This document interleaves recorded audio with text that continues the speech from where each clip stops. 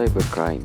Cybercrime atau kejahatan siber adalah tindak kejahatan yang memanfaatkan teknologi komputer dan jaringan internet untuk melakukan suatu peretasan, pencurian, penipuan, penyebaran virus, dan tindak kriminal digital lainnya. Kemudian upaya untuk menanggulangi cybercrime sering disebut dengan cybersecurity, yang merupakan suatu upaya untuk melindungi sistem komputer dari berbagai ancaman atau akses ilegal. Upaya ini mencakup penggunaan alat, kebijakan, dan konsep keamanan untuk melindungi aset organisasi dan pengguna, serta meminimalkan risiko ancaman ke dalam sistem komputer. Kemudian mengapa sistem menjadi sangat rentan? Yang pertama, dikarenakan aksesibilitas jaringan. Aksesibilitas jaringan dapat menjadi titik lemah dan titik rentan untuk suatu sistem. Terlebih, dewasa ini, aksesibilitas terhadap internet dan jaringan sudah sangat meluas, sehingga aksesibilitas yang sangat meluas tersebut dapat menjadi titik lemah dan titik rawan akan serangan cyber. Yang kedua, masalah hardware dan software. Suatu sistem dapat dijalankan akan sangat bergantung kepada hardware dan software yang menjalankan suatu program, sehingga ketika terjadi masalah pada hardware dan software, suatu sistem dapat menjadi terganggu dan tidak berjalan sebagaimana mestinya. Yang ketiga, terdapat penggunaan jaringan atau komputer di luar kendali perusahaan. Merupakan ancaman yang sangat berbahaya dikarenakan dapat menjadi celah kejahatan cyber, dikarenakan di dalam komputer ataupun jaringan terdapat banyak data-data perusahaan yang seharusnya tidak diakses oleh sembarangan orang. Yang keempat, terdapat bencana. Bencana dapat mempengaruhi suatu sistem dikarenakan sistem sangat bergantung kepada manusia serta infrastruktur, sehingga apabila manusia dan infrastruktur terdampak suatu bencana, sistem juga tidak akan berjalan sebagaimana mestinya. Kemudian, yang kelima, kehilangan dan pencurian perangkat.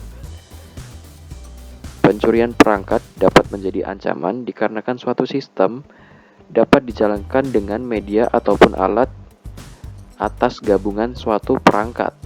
Maka dari itu, pencurian dapat menjadi masalah yang sangat besar dikarenakan apabila satu perangkat hilang ataupun dicuri, sistem tidak akan berjalan sebagaimana mestinya karena terdapat gangguan dalam suatu sistem tersebut. Baiklah, setelah mendengarkan penjelasan tadi, mari kita lanjut membahas jenis-jenis cybercrime. Ada banyak jenis-jenis cybercrime, di antaranya adalah yang pertama adalah phishing, merupakan salah satu jenis cybercrime yang dilakukan untuk mencuri data dan informasi pribadi dari seseorang. Biasanya, phishing akan dilakukan dengan cara menyamar sebagai pihak tertentu, seperti pemerintahan atau pihak yang berhubungan dengan Anda. Pelaku akan mengirimkan pesan seperti email atau chat yang berisikan tautan palsu yang jika diklik akan membuat pelaku mendapatkan akses ke perangkat yang digunakan oleh korban. Berikut adalah salah satu bentuk phishing. Dapat dilihat, ini adalah contoh email yang dimana si pelaku mengirimkan email yang berisikan link untuk update password terkait akun kampusnya. Jika ditelaah lebih lanjut, email tersebut bukanlah email resmi dari kampusnya. Namun, jika kamu tidak jeli dan mengklik tautan, mengunduh attachment yang ada, serta mengikuti instruksinya, voila, kamu telah terindikasi terkena phishing. Yang kedua adalah skimming. Skimming adalah sebuah bentuk tindak kejahatan di mana pelaku memasang sebuah alat di ATM atau EDC, Electronic Data Capture. Skimming merupakan salah satu bentuk praktek pencurian data dan informasi sensitif dari kartu debit ataupun kartu kredit yang biasanya dilakukan di ATM atau mesin edisi. Modus skimming umumnya ada dua, yaitu dengan menempelkan alat skimmer di slot kartu ATM atau edisi. Metode yang digunakan untuk dua modus ini sedikit berbeda. Jika pelaku menempelkan alat skimmer di slot kartu ATM, alat tersebut akan mengambil data dari strip magnetik kartu debit atau kartu kreditmu. Sementara dengan mesin edisi, metode skimming yang pelaku biasa lakukan adalah dengan wiretapping atau penyadapan. Selain itu, tentunya ada alat skimmer khusus untuk mesin edisi yang berbeda dari ATM. Kadang pelayan di restoran, minimarket, atau toko retail juga merupakan bagian dari modus skimming ini.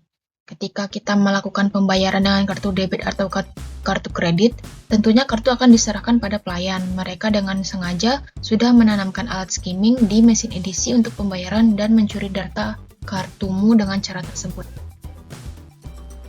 Yang ketiga adalah hacking, kata yang mengacu pada aktivitas yang berupaya menyusupi perangkat digital seperti komputer, smartphone, tablet, dan bahkan seluruh jaringan, dan dapat dikatakan sebagai peretasan. Hacking adalah teknik yang dilakukan oleh orang yang biasa disebut hacker atau penyusup untuk menyerang suatu sistem, jaringan, dan aplikasi dengan cara mengeksploitasi kelemahan dari hal-hal tersebut dengan maksud untuk mendapatkan hak akses atas data dan sistem. Beberapa melakukannya untuk bersenang-senang, ada yang melakukannya demi keuntungan atau ada yang melakukannya untuk bisnis dan mungkin beberapa melakukannya untuk mendapatkan pengakuan. Sangat banyak motivasi atau tujuan dari aktivitas hacking, dan bisa dikatakan ada niat positif dan ada juga niat negatif. Meskipun memiliki tujuan yang berbeda, intinya adalah untuk menemukan kelemahan dalam sistem untuk dimanfaatkan. Contohnya, hacking ini adalah ketika hacker menyusup dan mengotak-atik perangkat yang digunakan seperti menerobos sistem data nasabah bank, yang kemudian datanya diperjualbelikan untuk keuntungan pribadi. Jenis cybercrime yang selanjutnya adalah cracking. Cracking ini merupakan percobaan penyusupan sistem komputer dengan meretas sistem keamanan komputer, jaringan, atau softwarenya. Jadi, cracker atau pelaku cracking ini mencuri dan memanipulasi data tersebut untuk tujuan ilegal atau kriminalitas. Contohnya pernah kita alami adalah kejadian dari hacker yang bernama Bjorka. Disitu kan dia mencuri ada data-data warga Indonesia dan dijual di platform di web. Nah, itu dia lakukan untuk tujuan ilegal, untuk mendapatkan keuntungan sendiri.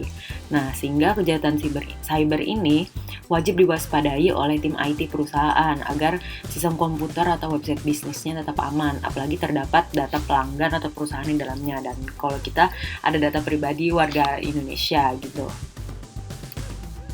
Lalu, yang kelima ada cyber stalking. Cyber stalking ini merupakan salah satu kejahatan yang terjadi di media sosial, email, pesan teks, atau platform komunikasi online lainnya. Tujuannya untuk apa? Untuk mengintimidasi, menakut-nakuti, atau mempersekusi seseorang secara online. Cyber stalking ini juga biasanya dilakukan oleh seseorang yang memiliki motif untuk merugikan dan membahayakan orang lain. Contohnya, dengan mengirimkan pesan yang mengancam. Jadi, kita kan sekarang ada media sosial dan kita udah sering banget upload sesuatu, upload kita ada di mana, upload kita suka apa. Nah, dia bisa tuh mengancam kita dengan informasi-informasi sensitif yang mungkin secara tidak sadar kita upload di media sosial kita gitu. Atau bisa juga dia memposting informasi pribadi kita. Banyak kalau orang tua itu ada yang mengupload KTP-nya di sosial media gitu dengan mudah, dengan gamblangnya gitu. Nah, itu bisa jadi cyber stalking untuk orang-orang yang tidak bertanggung jawab gitu. Lalu bisa mengikuti atau memantau aktivitas korban di media sosial seperti yang saya bilang tadi.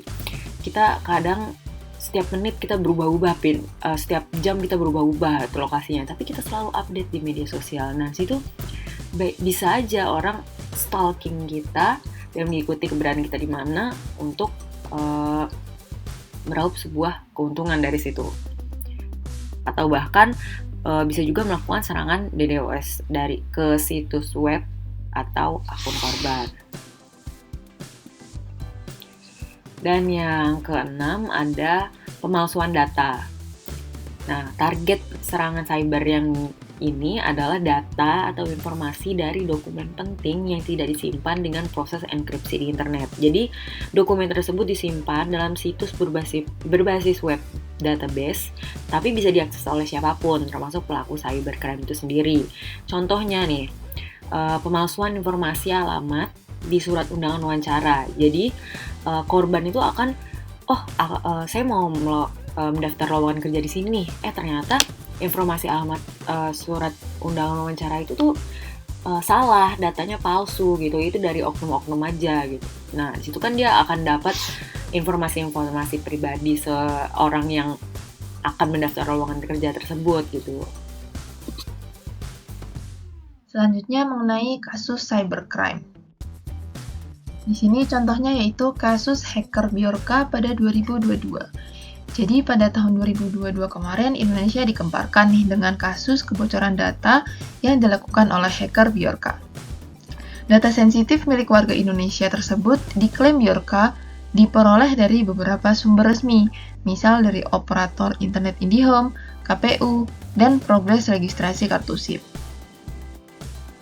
Ini adalah contoh beberapa aksi yang dilakukan Bjorka yang menyebabkan yang pertama kebocoran 26 juta data pelanggan IndiHome.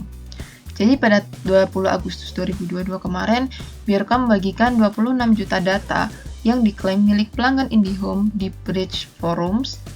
Data tersebut meliputi data riwayat pencarian pelanggan, nama pelanggan, nomor KTP pelanggan, alamat email, dan lainnya.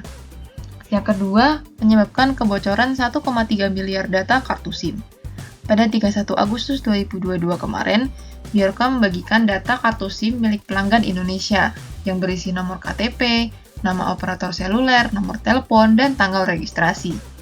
Bjorka mengklaim memperolehnya dari proses registrasi kartu SIM. Kemudian yang ketiga ada kebocoran 105 juta data KPU. Pada 6 September 2022 kemarin, Bjorka menyebarkan data warga Indonesia yang diklaim berasal dari Komisi Pemilihan Umum atau KPU. Data tersebut meliputi nama lengkap warga, nomor KTP, nomor KK, alamat, nomor TPS, tempat dan tanggal lahir warga, usia, jenis kelamin, hingga status penyandang disabilitas. Kemudian yang keempat, menyebabkan kebocoran dokumen Presiden Indonesia. Ini terjadi pada tanggal 9 September 2022.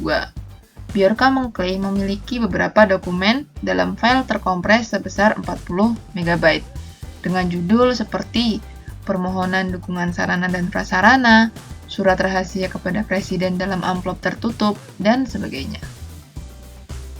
Kemudian yang terakhir ada doxing pejabat publik. Pada tanggal 10 hingga 11 September 2022, Bjorka membagikan data pribadi milik pejabat publik melalui grup Telegram, meliputi nama lengkap, nomor KTP, nomor KK, nama orang tua, alamat rumah, tempat dan tanggal lahir, status agama, riwayat pendidikan, dan sebagainya. Selanjutnya, kita akan mengenali kasus cybercrime lainnya, yaitu dari jenis kejahatan serangan denial of service atau DOS. Ini merupakan sebuah serangan komputer di mana penyerang mengirimkan sejumlah bom email atau permintaan halaman web, biasanya dari alamat salah yang diperoleh secara acak. Ini bertujuan agar server email atau web server, yaitu penyedia layanan internet, kelebihan beban dan akhirnya ditutup. Kasus seperti ini pernah terjadi di tahun 2008 antara entitas Kaskus dan Yogya Free Escort. Serangan yang dilakukan oleh Yogya Free terhadap website Kaskus terjadi di tahun 2008. Serangan ini dilangsungkan pada tanggal 16 sampai dengan 17 Mei 2008. Serangan yang dilakukan oleh Yogya Free ini membuat situs Kaskus tidak bisa diakses dan juga korup. Penyerangan ini bisa menyebabkan tweet-tweet yang sudah dibuat harus dikunci oleh pihak administrator Kaskus. Karena hal ini berlangsung cukup lama, maka administrator Kaskus terpaksa mematikan server. Serangan ini adalah balasan dari komunitas Yogya Free terhadap Kaskus yang dicela di forum tersebut. Dan akhirnya pertikaian bisa diselesaikan dengan melakukan tanda tangan memorandum online agar bisa menyudahi pertikaian di antara Kaskus dan Yogya Free. Dan berkaca pada pengalaman yang sudah terjadi kepadanya, ini Kaskus meluncurkan server baru yang dilengkapi dengan pengamanan data yang lebih tangguh dan siap menghadapi berbagai macam serangan dari berbagai pihak. Selanjutnya adalah solusi dan pengendalian dalam menghadapi cybercrime. Solusi dan pengendalian dalam menghadapi cybercrime di sini dibagi menjadi dua, yaitu solusi dan pengendalian yang dapat dilakukan oleh perusahaan, dan yang kedua adalah solusi dan pengendalian yang dapat kita lakukan sebagai pencegahan individu. Yang pertama adalah solusi dan pengendalian bagi perusahaan. Yang dapat dilakukan oleh perusahaan adalah yang pertama melakukan penetration testing, yaitu merupakan sebuah rangkaian percobaan yang dilakukan demi mencari bug atau kelemahan dalam sistem keamanan dari sebuah website. Hal tersebut dilakukan agar pengembang dapat segera menemukan kelemahan tersebut dan melakukan perbaikan secepat mungkin. Yang kedua adalah membuat System Security Plan atau SSP, yaitu merupakan dokumen formal yang memberikan gambaran umum tentang persyaratan keamanan untuk sistem informasi dari sebuah perusahaan. Dokumen ini biasanya berisi deskripsi kontrol keamanan yang perlu direncanakan untuk memenuhi persyaratan keamanan tersebut. Kemudian dokumen ini juga mencakup perincian tentang cara membatasi akses bagi pengguna, kemudian memastikan bahwa pegawai mematuhi praktik keamanan, serta menjelaskan bagaimana pegawai harus merespons saat terjadi pelanggaran keamanan. Kemudian yang ketiga adalah menggunakan Web Application Firewall atau WAF. WAF ini merupakan sistem yang dapat melindungi perusahaan selama 24 jam tanpa henti dari berbagai jenis serangan cyber. WAF ini akan menolak akses lalu lintas yang dinilai memiliki indikasi sebagai ancaman. Jadi pelaku tidak akan bisa mengakses data perusahaan. Kemudian, solusi dan pengendalian yang dapat kita lakukan sebagai individu adalah yang pertama, menggunakan antivirus. Antivirus merupakan program yang berguna untuk mendeteksi dan membersihkan sistem komputer dari berbagai ancaman cybercrime. Ketika kita merasakan ada hal yang aneh dengan komputer yang sedang kita jalankan, maka sebaiknya kita langsung membuka program antivirus tersebut untuk melakukan pengecekan. Yang kedua adalah mengubah kata sandi. Ada banyak cara yang dapat dilakukan oleh pelaku cybercrime untuk melakukan pembobolan kata sandi kita. Oleh karena itu, pastikan kita memiliki kata sandi yang kuat atau unik, kemudian melakukan pengubahan secara teratur, dan tidak menggunakan kata sandi yang sama untuk akun yang berbeda. Yang ketiga adalah menerapkan konsep two-factor authentication. Nah, two-factor authentication ini adalah suatu metode keamanan yang memungkinkan website melakukan verifikasi pengguna dengan kode yang langsung dikirim dalam waktu bersamaan atau bersifat real-time. Konsep two-factor authentication ini sudah banyak diterapkan oleh perusahaan-perusahaan teknologi seperti Google, Yahoo, dan Facebook. Website yang menggunakan konsep two-factor authentication ini tidak hanya mewajibkan penggunanya memasukkan username dan password, melainkan juga kode OTP yang dikirimkan via SMS atau email. Kemudian yang keempat adalah meminimalkan atau membatasi akses koneksi internet gratis di tempat umum. Koneksi WiFi gratis di tempat umum dimanfaatkan oleh para pelaku cybercrime untuk melakukan aksinya. Karena akses internet gratis yang di tempat umum digunakan banyak orang, itu lebih mudah dilakukan peretasan oleh pelaku cybercrime. Oleh karena itu, sebaiknya kita meminimalkan akses internet gratis di tempat umum dan kita dapat mengandalkan paket data pribadi kita.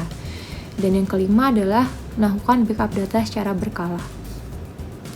Sebaiknya kita melakukan backup data secara berkala di beberapa tempat, misalnya di HDD eksternal, flash disk, ataupun cloud. Backup data akan mengurangi risiko kerugian saat kita menjadi korban dari cybercrime. Pastikan kalau data-data yang sudah dicadangkan itu mudah diakses supaya aktivitas digital kita tidak terhambat.